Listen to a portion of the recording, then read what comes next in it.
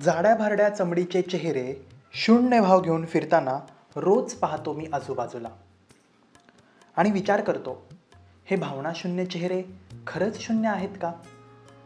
की त्यांनी सोडून दिलंय त्यांच्या अंकांना शून्य लावणं? हे चेहरे हसत असतील का कधी सामाजिक लाज सोडून? ह्या चेहऱ्यांवर जबाबदारीच्या सुरकुत्या स्पष्ट दिसतात. त्या दिसत असतील का त्यांना स्वतःलाही? आणि दिसत असल्याच तर कधी कुठलं स्किन केअर वापरून पाहिलंय का त्यांनी?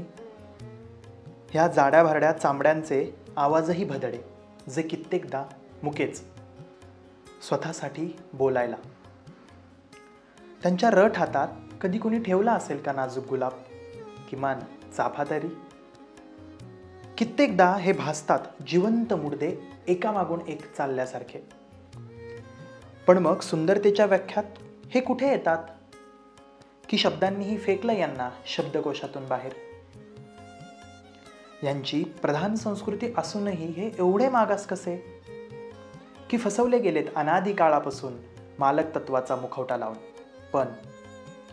पण हसावं या चेहऱ्याने समाजाने हिजडा म्हणेपर्यंत, रडावं धाय मोकळून आत्तापर्यंत न जाणवलेल्या पारतंत्र्यावर, नटावं एखाद्या सटवीची नजर लागेपर्यंत, बोलावं स्वतःला ऐकू जाईपर्यंत, आणि मिरवावं स्वतःचं अस्तित्व